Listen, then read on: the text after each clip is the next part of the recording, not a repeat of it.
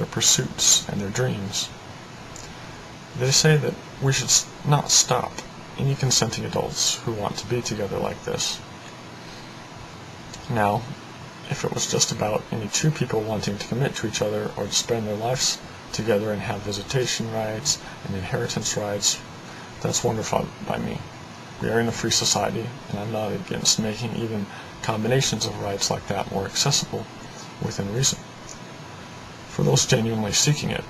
Now, in fact, in California, that's essentially what they've done with civil unions. But the catch is that they demand that they have exactly the same terminology, the very same word, and the same benefits, all the same benefits of marriage. They want to be considered legally married and have society give them all the same benefits and titles it gives to married couples to them. Here's where that equality issue comes in. They will say that having such available is the only way to make things equal. The problem is that they are seeking equal rights for inherently unequal arrangements. How, you may ask, is their commitment, love, or condition in society less deserving than anyone else's? Now, I'm not going to argue with their love or commitment for each other, but their condition in society is what we're going to address. And this comes to the differences in gender. Gender is either relevant or it isn't. Gender either impacts society or it doesn't. Their position places gender as not being relevant to marriage. My view, and the view of those who support Proposition 8, is that gender is central to marriage and to society. To demonstrate this, let's look at marriage a bit closer. What is marriage? You could give any number of answers to that question. So let's narrow it down a bit. But how should we narrow it down? Well, something pointed out about marriage, and really anything for that matter, is that we all have a choice as to what something is or isn't to us, individually.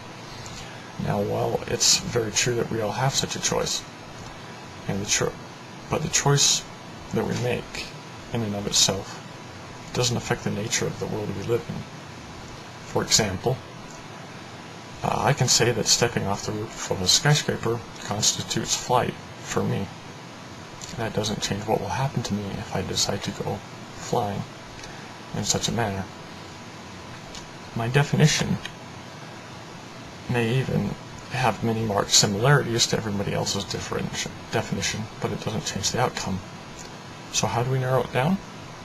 How do we figure out the what and why of something that can be anything to anyone, depending on how they wish to see it? Well, one way to consider is to consider the full nature of the thing as it relates to something. But what thing? Now, since this is a process that we are deciding as a whole society, then a very relevant means of looking at the question of what is marriage is to look at it this way. And that's to phrase it, what is marriage to society, to civilization? Now we have a question we can work with, but we still have the issue of what is best for society and civilization. We all have some view as to either how society or the world is, or how it should be, or could be. It may be wise to look at what we've been given here in America, for us as a group to come to decisions collectively. With that, I reference to you the preamble of the Constitution of the United States, where it gives the reasons for the Constitution and, by default, the reason for our society's existence in its present state. So long as we exist under the Constitution, these are the reasons given for the existence of our society. We, the people of the United States, in order to form a more perfect union, establish justice, ensure domestic tranquility, provide for the common defense, promote the general welfare, and secure the blessings of liberty to ourselves and our posterity, to ordain and establish this Constitution for the United States of America. So here we have the reasons for the existence of our society in its present state.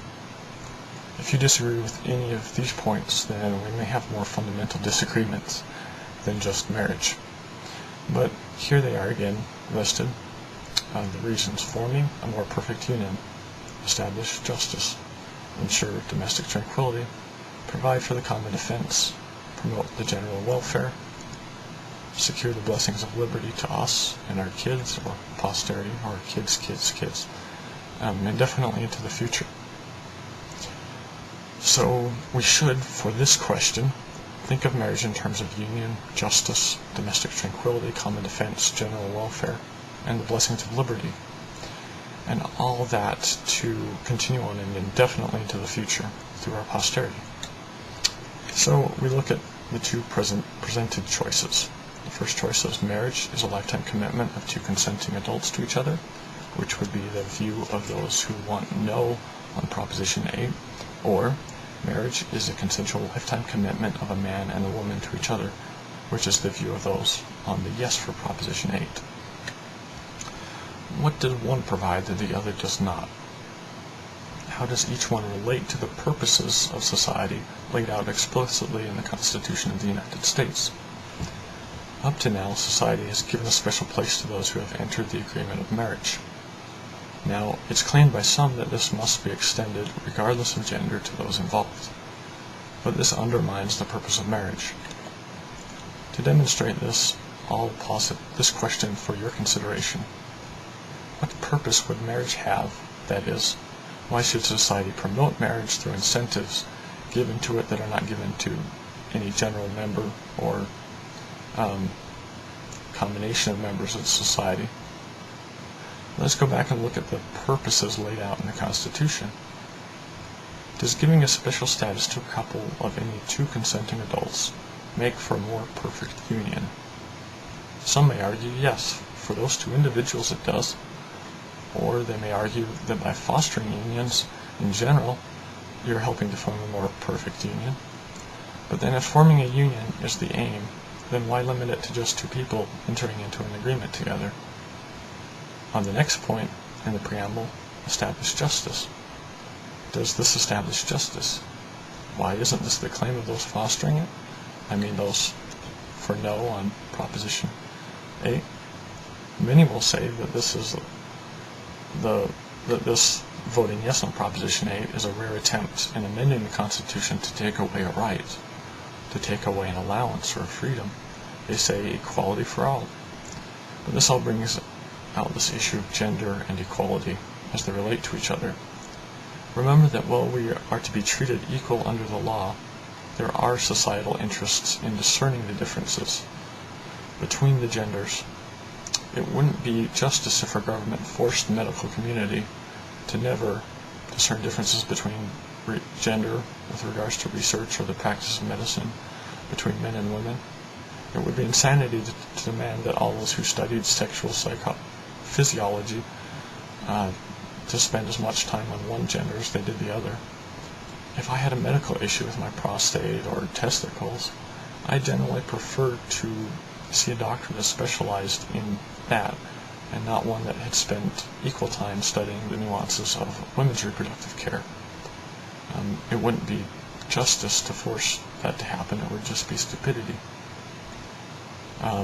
Now this is a bit of a simplification, but I mean it serves a demonstration.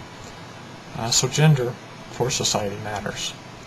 In some instances and degrees of discrimination, because of the inherent biological inequalities between us, is more just and more closely aligned with justice than mere equality.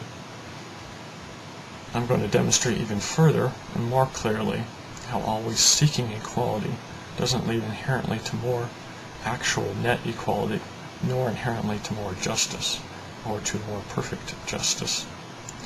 We're generally all familiar with the term separate but not equal. This sums up the Supreme Court's ruling with regard to the famous case of school segregation. The case was titled Brown v. Board of Education.